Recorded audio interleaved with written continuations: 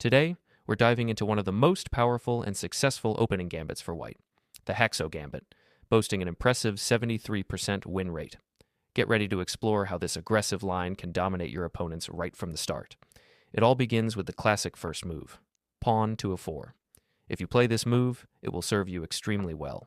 When your opponent responds with a standard reply, instead of playing bishop to c4 immediately, you surprise them with a bold pawn sacrifice, pawn to d4. This move threatens to either capture the central pawn or push forward to attack the knight on c6. In nearly every game, black will instinctively capture your pawn on d4, but instead of recapturing it right away, you stay focused on rapid development to launch your attack. So, you play bishop to c4, aiming straight at the f7 square.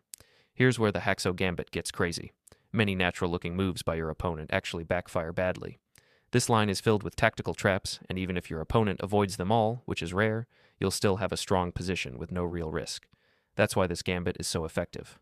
The most common response from black is bishop to c5. It looks logical. They're developing their bishop while defending the extra pawn on d4. Occasionally, they may try knight to f6, which also appears solid.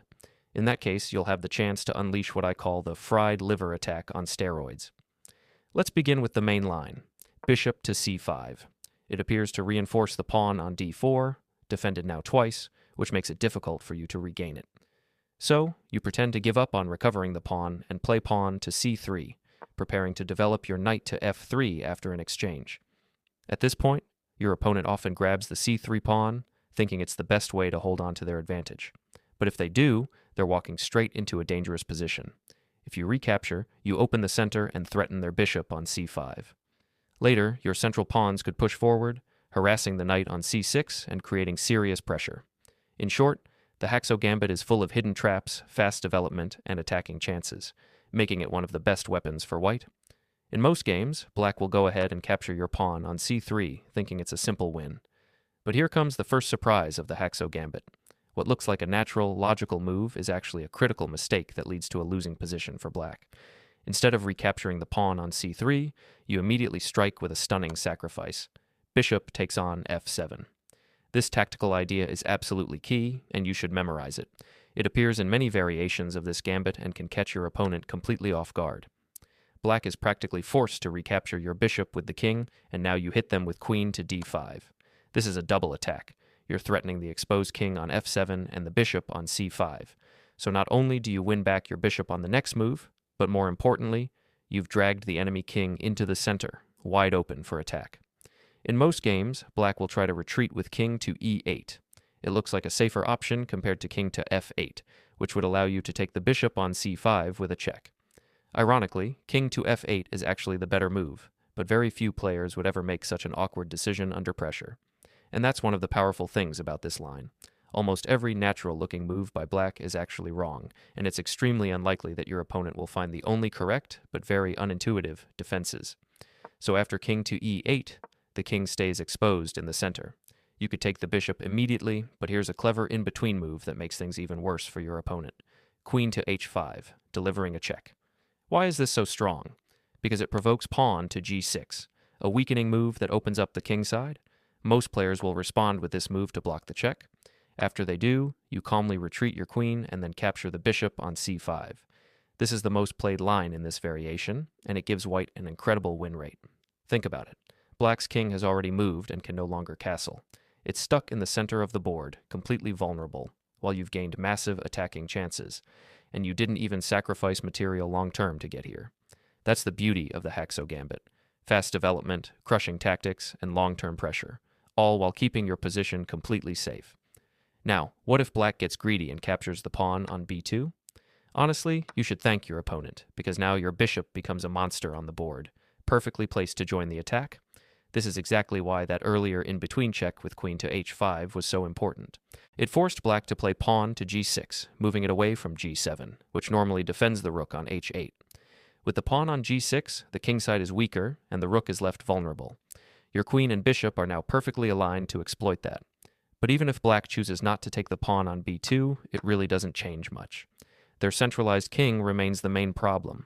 Since they've already moved the king, castling is no longer an option, and that means their position will remain vulnerable no matter what. So what should you do next? Simple. You take the pawn on b2 with your queen, keeping pressure on the rook on h8. If they defend it, no problem. You calmly castle kingside, finish your development, and continue applying pressure. Your plan is clear and straightforward. Develop the bishop to g5, pinning the knight on f6.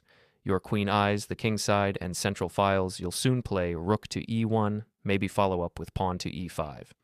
The open e-file becomes your path to checkmate. To show you how devastating this attack can be, here's a quick example from a real game. You don't need to memorize the moves. Just observe how quickly black's position collapses. In this game, black tried to save themselves by playing rook to f8, hoping to remove their rook from the vulnerable h8 square. White responded with bishop to h6, attacking the rook directly. Black retreated the rook again, and now white played knight to g5, once again threatening the rook and building toward a deadly kingside assault. From here, black is basically helpless. Their pieces are uncoordinated, the king is stuck in the center, and white's attack is coming fast and sharp. That's the power of the Haxo Gambit. Clear plans, brutal tactics, and a high win rate, regardless of how your opponent responds. Black realizes they can't defend their king without losing the knight on f6, since the queen on d8 no longer covers it. So, they awkwardly play rook to d7. White responds with the key move rook to e1, aiming to open the e-file for a direct attack. Trying to untangle, black plays knight to g4, attacking the bishop, but this backfires badly. White plays queen to h8 check, followed by queen to g7 and queen to f8 checkmate, a classic finish in the Haxo Gambit.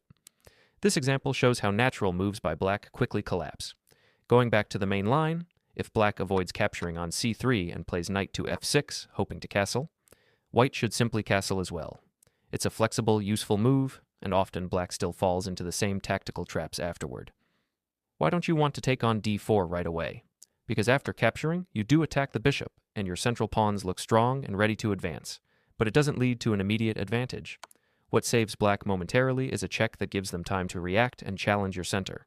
So pawn takes d4 doesn't win immediately, it actually transposes into the main line of the Italian game.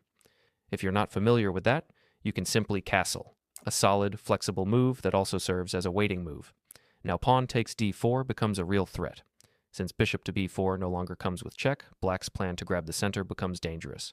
If they try pawn takes e4, you can respond strongly, pushing your pawns forward and launching an attack down the e-file. It's risky for black either way. In most cases, though, black returns to the most natural-looking move. Pawn takes c3, and now you strike with pawn to e5, kicking the knight on f6. After the knight moves, they walk right back into the main Haxo Gambit trap. Bishop takes f7, followed by queen to d5, regaining your bishop and exposing their king again. But there's another strong option. Instead of taking immediately, you can play knight to g5, giving a check. The knight is protected by your bishop, so black can't take it with the queen. Most players instinctively move the king to g8, trying to hide in the corner. At that point, instead of taking the knight on g4, you hit with queen to d5, aiming straight at their king. And this time, you're not just regaining material, you're setting up a quick checkmate.